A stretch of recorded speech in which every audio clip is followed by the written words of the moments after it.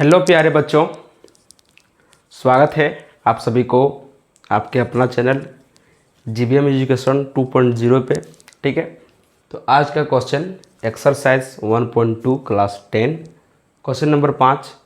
ठीक है, देखेंगे हम लोग क्या बोल रहा है कि जांच कीजिए कि क्या किसी प्राकृतिक संख्या n के लिए संख्या 6 का पावर n अंक 0 पर समाप्त हो सकती है। ये थोड़ा थ्योरी टाइपर था, इसलिए इसको हमने पहले लिख लिया।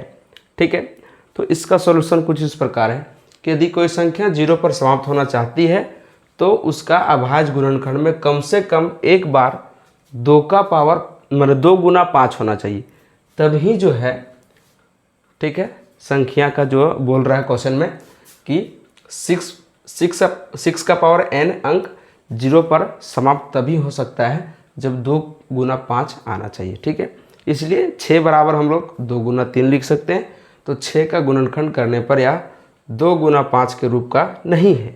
ठीक है, अर्थात यह कभी जो है 0 पर समाप्त नहीं हो सकता है। ठीक है, जैसे हम लोग 6 को लिखेंगे अभाज्य गुणनखंड विधि द्वारा तो 2 गुना 3 लिखाएगा। ठीक है, यदि इस टाइप पर आता है 2 गुना 5 के रूप में आता तो इस कथन को सेटिस्फाई कर रहा था, लेकिन ऐसा नहीं आ रहा है तो 2 गुना 3 आ रहा है।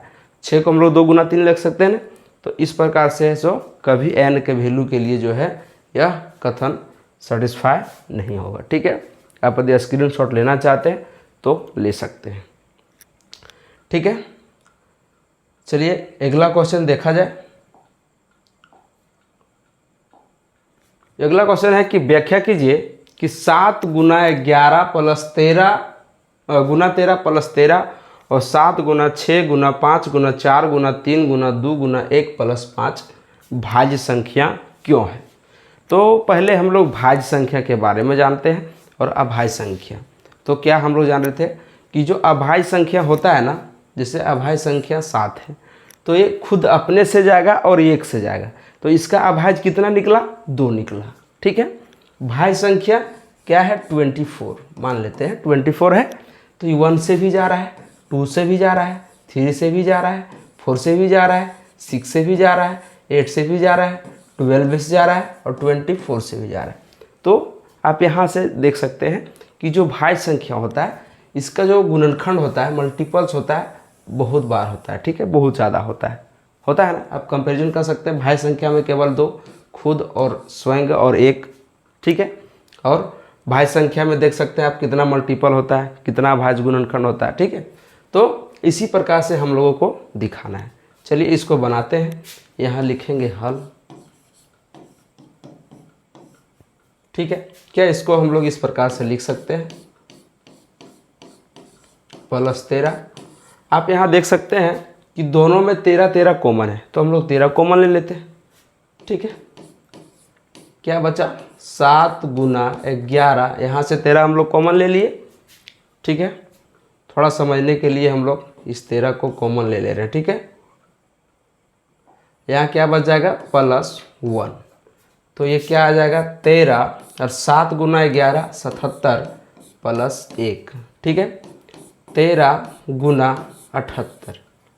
ठीक है, तो क्या हम लोग इसको इस तरह से लिख सकते हैं, 13 और 78 को हम लोग तोड़ते हैं। ठीक है, 78 को तोड़ते हैं, क्या 2 से कटेगा, देख लिया जाए, 3 बार में 39। ठीक है, तो इसको हम लोग 39 गुना 2 लिख सकते हैं।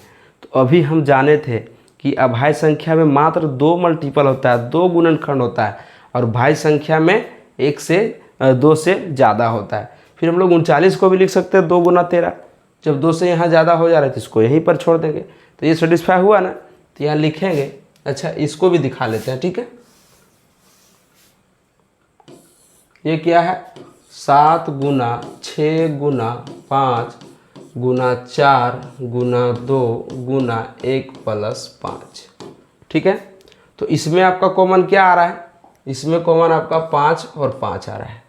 ठीक है, दोनों में कॉमन 5 5 आ रहा है, तो 5 हम लोग कॉमन ले लेते हैं। यहाँ क्या बचेगा, 7 गुना 6 गुना 4 गुना 2 गुना 1 प्लस यहाँ 5 कॉमन आ गया था, 1 बचा।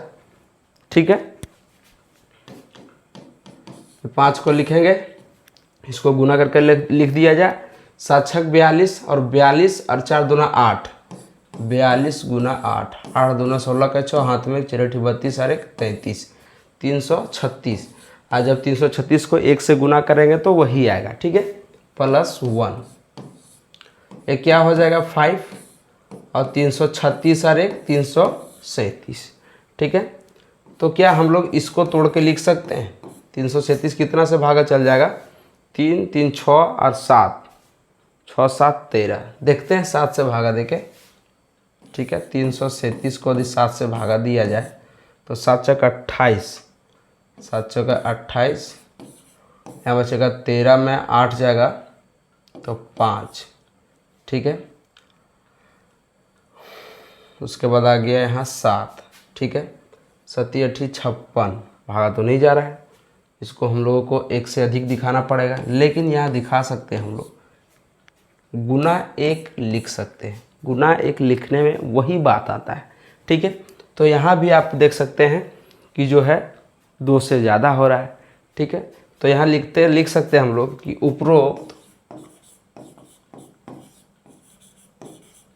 उपरोक्त संख्या में 2 से अधिक गुणनखंड होने के कारण, देखिए यहाँ कारण पूछ रहा क्यों है, तो लिख दे रहे हैं कि 2 से अधिक गुणनखंड होने के कारण यह भाज्य संख्या कहलाएगा, ठीक है।